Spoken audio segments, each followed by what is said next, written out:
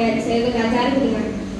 எதுக்கு 5000? போன வாரம் நான் 2000 ரூபாய் கொடுத்தேன். 2000 வச்சு மளிகை சாமான் வாங்க முடியாது. பணம் தான் மத்தியா காய்க்குது பரிசு தரத்துக்கு. உங்க வீட்டுக்கு மட்டும் அள்ளி கொடுப்பீங்களே. பெரிய வீட பத்தி இருக்கிற நீ கொட்டி கொடுக்குமா தெரியாது அவங்க வீட்டுக்கு.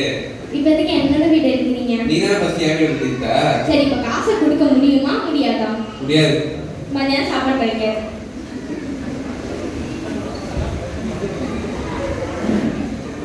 ஏன்பா இந்த அம்மா எப்ப பார்த்தாலும் உங்களை சண்டை போட்டுக்கிட்டே இருக்காங்க? டேய் தலை எடுத்துடா கட்டி வச்சிட்டாங்க. சரி என் ஃப்ரெண்ட் ஒருத்தருக்கு பர்த்டே, அம்மாட்ட கேட்டா விட மாட்டாங்க. அம்மா என்ன கேக்குறது? அப்ப நான் சொல்றேன் போயிட்டு வாடா. சரி ஒரு 500 ரூபா கொடுங்க. 500 ரூபா தானே? இந்தாடா போயிட்டு வாடா. தேங்க்ஸ்.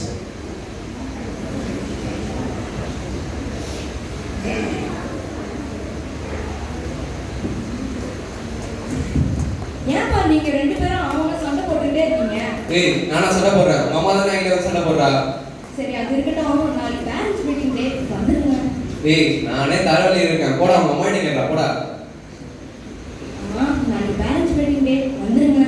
டேய் இப்பதானே உங்க அப்பா கூட சண்டை போட்டு வந்த நீ மாடா போடா. சே இது என்ன வீடா இல்ல போர் களமா? சண்டை போட்டுக்கிட்டே இருக்காங்க. சே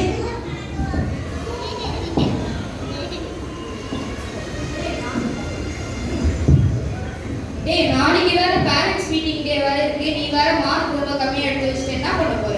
அது ஒரு பிரச்சனையே இல்லடா. எங்க வீட்ல இருந்து யாரும் நாளைக்கு வர மாட்டாங்க.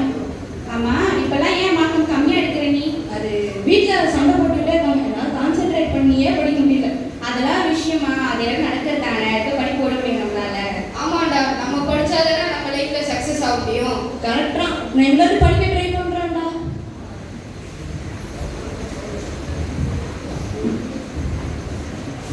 டேய் எங்கடா போயிட்டற? Friend birthday வெட்டிங்மா. யாரு கேட்டு போனே? அதெல்லாம் அப்பா கேட்டு போயாச்சு, போயிட்டு வாங்க.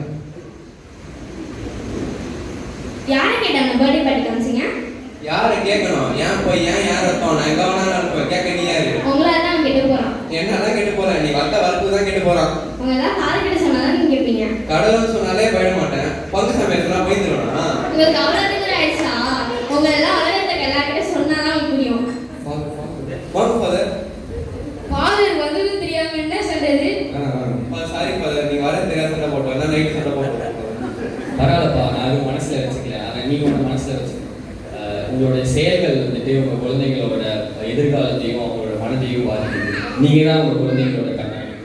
உங்களை பார்த்து தான் உங்கள் குழந்தைங்க வளர்றாங்க. உங்கள் குழந்தைங்களுக்கு அன்பு, மன்னிப்பு, ஒற்றுமை, ஜெபம் போன்ற குணங்களை கற்றுக் கொடுத்து வளர்க்கணும். சாரி ஃபாதர், இனிமேல் நாங்கள் சண்டை போடாம எங்கள் பிள்ளைங்களுக்காக சந்தோஷமா வாழ்வோம். சாரி ஃபாதர், நாங்கள் 2 பேரும் சண்டை போட்டனால குழந்தைங்களாலே நிம்மதியாக இருக்க முடியல. இனிமேலாவது உங்கள் குழந்தைங்களை ஒற்றுமையாக வாங்க. உட்காருங்க ஃபாதர். இல்லை நீங்கள் எப்போ ஒற்றுமையாக இருக்கீங்களோ அப்போ தான் வந்து நான் உங்கள் வீட்டில்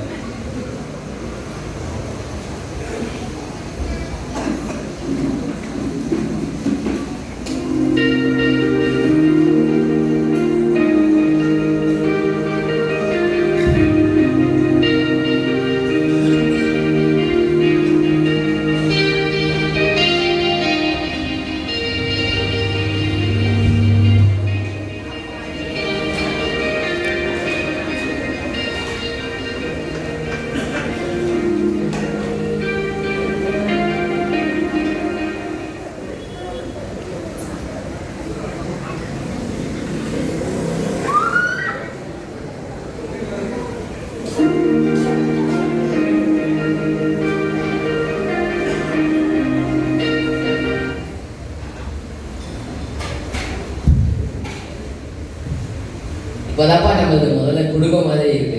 ஆமாப்பா, இவ்வளோ நேரம் அந்த நம்ம சந்தோஷத்தை ரொம்ப மிஸ் பண்ணுறோம்ப்பா. நாங்கள் 2 பேரும் சண்டை போட்டனால உங்களோட மகிழ்ச்சியை நாங்கள் எடுத்துட்டோம். இனிமேல் நாங்கள் உங்கள் சந்தோஷத்துக்காக வாழலாம்னு இருக்கோம்ப்பா. நீ என்ன பார்க்க போற? நான் ஒரு ஐஏஎஸ் ஆகி இந்த நாட்டு மக்கள் தான் காப்பாற்றுவேன். கன்ஃபார்ம்ப்பா, சப்போர்ட் பண்ணுறப்பா. நீ என்ன பார்க்க போற? நான் ஒரு ஃபாதர் ஆகலாம் இருக்கேன். ஏன்பா திடீர்னு முடிவு? ஏன்பா திடீர்னு முடிவு? நம்ம செதறி கிடக்கும் போது நம்ம குடும்பத்தை நம்ம ஃபாதர் வந்து எப்படி அமைதியை உண்டாக்குனாரோ நானும் அதே மாதிரி 4 பேருக்கு அமைதியை உண்டாக்கி சந்தோஷத்தை நிலைபெருக்க வைக்கிறோம். ரொம்ப சந்தோஷம்ப்பா. நம்ம வீட்டில் இருந்து ஒரு ஃபேமிலியாக இருப்பாங்க.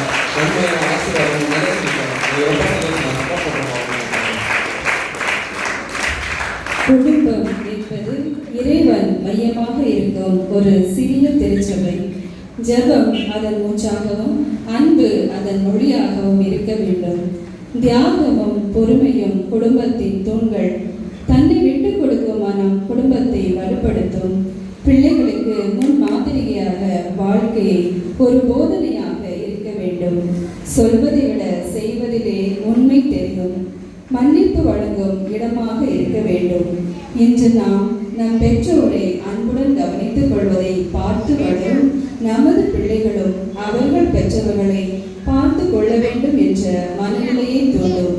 இவ்வாறு ஜெபம், அன்பு, மரியாதை, தியாகம் இவை இணையும் குடும்பமே இறைவன் மகிழும் குடும்பம் ஒரு சிறிய திருச்சபை.